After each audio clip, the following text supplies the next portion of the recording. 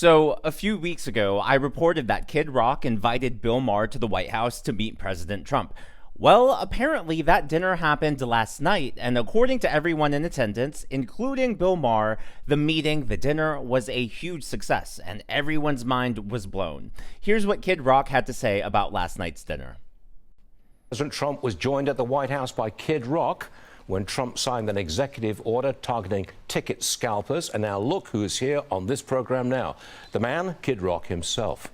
Sir, we're going to get into ticket prices in a second, but first, I want to hear about your dinner with the president. What did you, Bill Maher, and Dana White and the president talk about? You know, it went so well. We talked about a lot of things that we had in common, which Bill Maher is a big, supporter of Trump's stance on the border, of ending wokeism. The president even asked him about policy, like what he thought with Iran getting a nuclear weapon and how Israel should react. Bill's a big supporter of Israel. We broke bread and talked about things we had in common, and it could not have been more cordial, more nice. I think everyone was so pleasantly surprised. I mean, it was so nice to have my friend Dana White there, and Dana goes, he told me, he goes, Bob, you did the right thing here. This was a good thing. Because everyone was a little suspect about it. Even the president had called me a few days ago. He goes, what the hell you got me doing here? And I'm like, we're just trying to break bread with some of our biggest critics and say, like, hey, it's okay to talk to one another. We can maybe bring a little bit of civility back to this country for reasonable people. How do you maintain a friendship with Bill Maher? Because you're very different on politics, I think. Yeah, we've 30 years ago when he had his show Politically Incorrect, it was the first TV show I'd really ever done early in my career.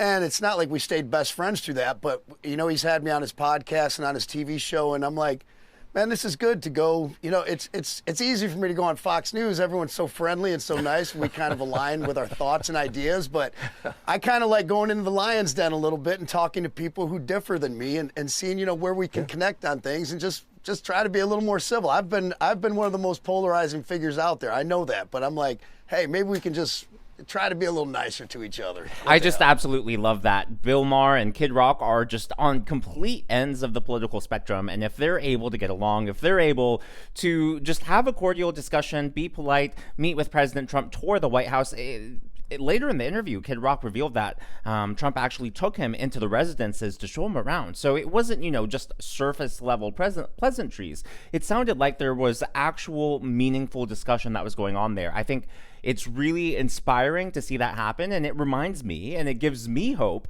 that it is possible, despite the deep political divide, despite the polarization, for people to get along again. And I think that is what excited me about the story the most, is that that's exactly what we need in our national discourse right now. And I don't think it happens as much on the Republican side as it does on the Democrat side. I have a few video clips to show later in the video. But it seems that Democrats are the ones who write off family members who support Trump, or who excommunicate friends who they find out voted for Trump. So I do think an example was set here, and I think that they provided a template, right? Because Kid Rock revealed that they talked about the issues that they had in common, the border, ending wokeness, all of that. Now, it turns out Trump actually asked Bill Maher for his opinion on areas where they disagreed on policy, specifically in regards to the Middle East. Yes, Bill Maher does support Israel, which is a break from a large portion of the Democrat Party, but it's not as if they see eye to eye there. But what that says to me is that Trump isn't afraid to hear opposing points of view, or to hear valid arguments and concerns from people who are not part of MAGA. And again, that gives me hope. That gives me encouragement that, yeah, Trump, as we believe in him, is truly there to serve all Americans, despite their, here comes the cat quake, despite their party affiliation. Yeah, Trump truly does want to make America great again for everyone, and that includes Democrats.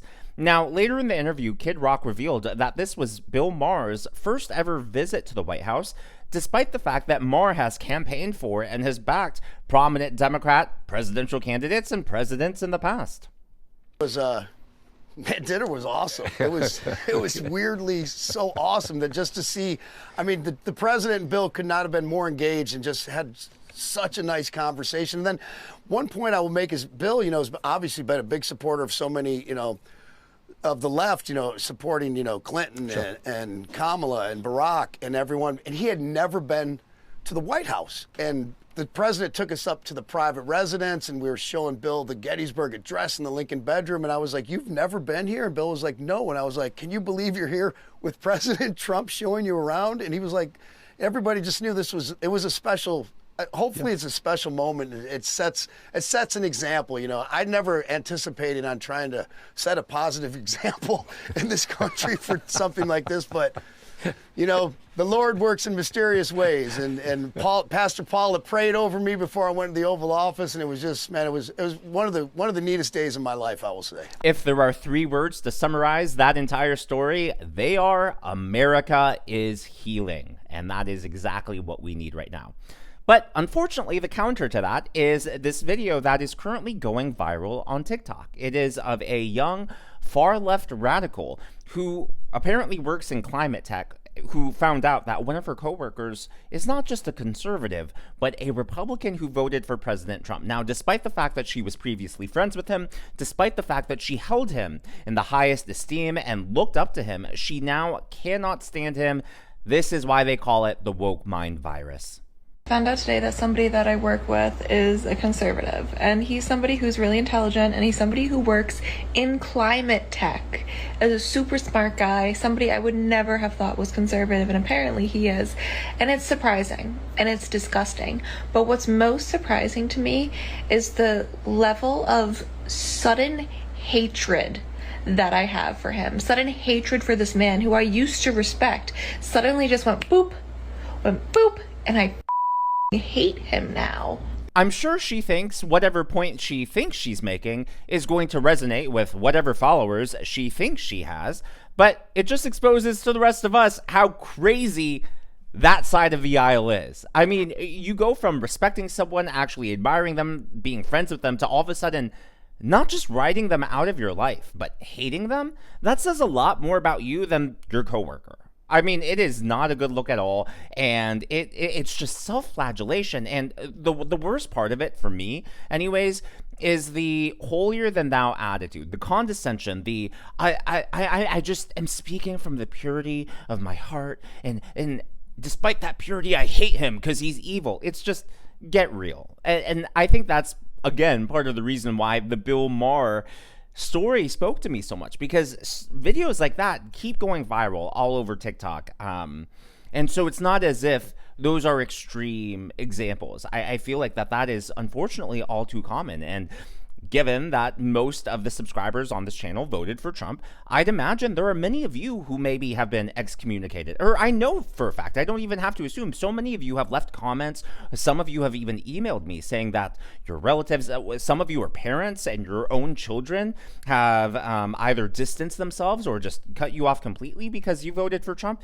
It really is a sad thing, as if your vote, as if your party affiliation somehow negates all of those shared years of love and friendship. It's just mind-blowing to me that that's even a thing. Earlier today, it was revealed, I believe it's about 10,000 HHS employees are being laid off or fired. Well, one of those employees, who was actually fired back in February, was following Senator Jim Banks in the basement of Capitol Hill. He was following him around the halls with a phone, filming their entire interaction. And this, I mean, you could not have framed this better for a movie. It is the entire interaction, and then Jim Banks's face as the elevator doors are closing is just movie magic encapsulated in real life. Enjoy. Hi, I was a worker at HHS. I was fired illegally on February 14th. There are many people who are not getting social service programs, especially people with disabilities. Are you going to do anything to stop what's happening? You probably deserved it. I deserved it? You probably deserved it. I deserved it. Dude, that's wow. rude and sad. Yeah, that's great to hear. Why did I deserve it? Because you seem like a clown. Okay, sir, you shouldn't have said that. You seem like a clown, and then bloop, smile or smirk, and the elevator doors close. Could not have been more perfect timing. Look, some people, and let's be real, let's be honest, some people have been inappropriately fired, and proof of that is the fact that Doge has actually rehired them. And unfortunately, that's just going to happen. Do I wish things were more efficient? Do I wish that, those mistaken firings? Of course. Of course. But it also shows that Doge is willing to admit their mistakes. And here's the thing, the Trump administration, they came in knowing, number one, that they had a mandate, but number two, knowing that they had a limited amount of time, right? 4 years. So they had to move quickly, especially since a lot of times the president becomes a lame duck after the midterms. So that 4 years is really just 2 years. So they are moving as fast as they can. And they realize that not only is this a momentous agenda, but it is also a historic one that they're trying to do. And so, it is sad that some people were let go and it turns out, hey, we actually needed you. But like I said, Doge does hire them back. But in instances like this, where it's been months now, and you're stalking a senator below the halls of Congress, trying to get them in a gotcha moment, yeah, you do come across as a clown. Whether or not you are, that is how you're portraying yourself. And so I don't blame Senator Jim Banks for his interaction at all right there. I personally loved it. Now, I do have one more story. There could be a potential major arrest coming today. Now, just because it's happening today, it does not necessarily mean that we'll hear about it today. But before I get into that, I do want to acknowledge last week's Governor's Club members. Jenda Minoru, always great seeing you in the comments, and big supporter of the channel. Thank you. USMC Carr, Colleen Daly, Angie Vicky, and Sue Bryant. Hello, Sue. I always see you when you say hi in the videos, so thank you. Again, Governor's Club, these are people who have given super thanks or otherwise have tipped the channel. Thank you so much. And I know I've been away for a while. So many of you have reached out. If I have not responded, I intend on responding by end of day at the latest. I know Helga, you're one of the ones still on my list. I promise I have not forgotten about you, and everything is doing everyone and everything is going well now. So thank you to everyone who's reached out and inquired. If you want to know, you can email and I'll share there. It's just, as I've said before on the channel, one of the things I've struggled with is where do I draw that line between personal life and public life? But I do thank everyone for just making sure I'm okay. Now, the last story, before I share you this, because at first I was like, is this AI? Am I being April Fooled?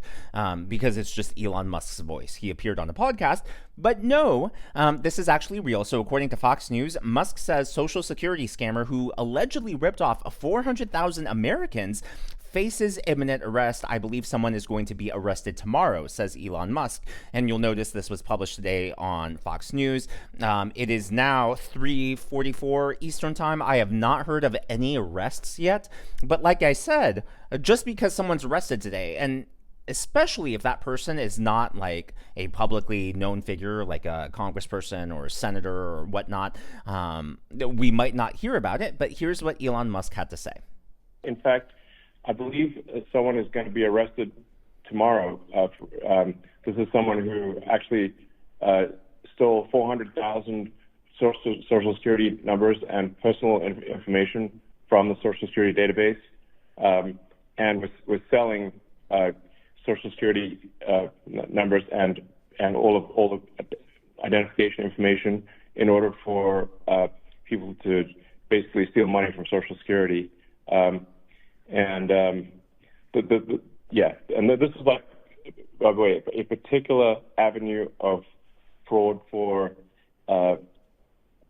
illegal immigrants and for voter fraud, because the main way that identification is established in the United States is via Social Security. So if you compromise the Social Security system, you can basically get people to get de facto registered to vote, even if they're not citizens, and to get a bunch of benefits and to milk the system.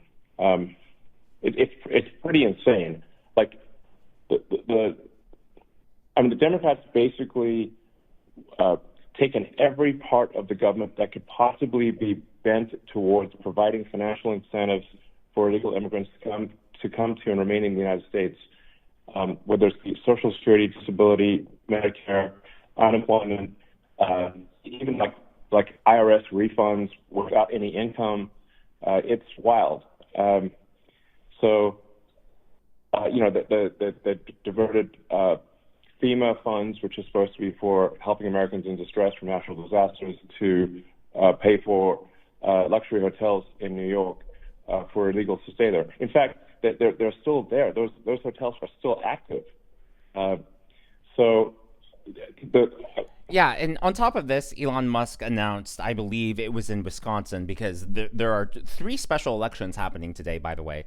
2 in Florida, 1 in Wisconsin, I believe, for the Supreme Court. So those are elections that you'll want to keep your eyes open for, because a lot of Democrats are hoping for upsets, especially in Florida. So these are the districts where Matt Gaetz left, and then Michael Waltz, yes, the same one who is the national security advisor. Their districts are now open in Florida. They are deep red districts. However, the Democrats have shown incredible enthusiasm, and the fundraising numbers, I mean, it's not even 10 times more. It's more like 20, 30 times as much. Now, that doesn't say everything, right? Because Kamala Harris way overspent and way outspent Donald Trump in the presidential election, and we all know how that turned out. So money doesn't mean anything, but Democrats are hoping for an upset, and believe it or not, some Republicans are hoping for one too, because they want to show that Elon Musk is a danger to the party, and they want to use upsets to show President Trump, hey, you need to back away from Elon Musk.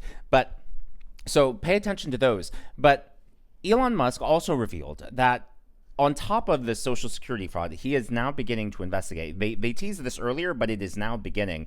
Members of Congress and even the Senate who have gotten inexplicably rich despite only earning $200,000 a year or something like that, from approximately, give or take, which is their salary. And many of them have net worths like Nancy Pelosi, now over $100 million. Like, how does that happen off of a salary like that? I really have 2 thoughts. Number one,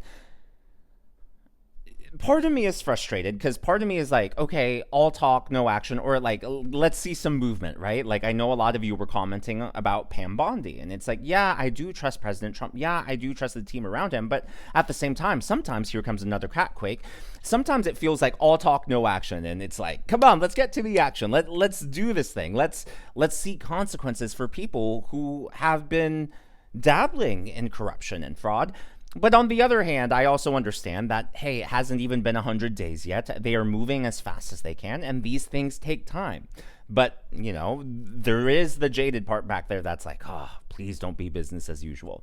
But as always, all of that is just my analysis and commentary. That is what's going on in the world of politics from my point of view, and I would love to hear from you. So going back to the question, or going back to the original story, the question of the day is, what do you think Bill Maher is going to say about his meeting with President Trump? So Kid Rock had a ton of positive things to say. Trump himself has said positive things. Many others who were in the room have said positive things. Another catquake. We are setting a record here. Do you think Bill Maher is going to attempt to whitewash this and pretend it was horrible? Do you think he'll give credit where credit is due? Part of me is like, please, like, let this just open your eyes and cure your Trump derangement syndrome. You never know. I mean, would I bet on it? No. But again, I would not have had this moment on my bingo card for the year, so you just never know these days. So let me know your predictions. Do you think Bill is going to, whenever he speaks, is going to trash it, maybe on his show on Friday or beforehand? Do you think he'll play it down the middle, talk about... Catquake number 4, talk about good things from the meeting, or do you think it'll only be bad? Yeah, let me know your predictions down below, and we'll check in whenever there is an official update from Bill. I will report on that. Matrim, say hi to everyone. Some of you are newer to the channel. You have not met my fur babies. The cat is Matrim, named after Matrim Coffin from the Wheel of Time, and then my dog, who is right here, who you can sort of see. His name is Drogon, named after one of the dragons in Game of Thrones. If you haven't already, please be sure to give me a thumbs up. Oh, Matrim is on the wire now. Give me a thumbs up. I know it's a simple thing to ask, but it really does help me reach more viewers like you in the algorithm.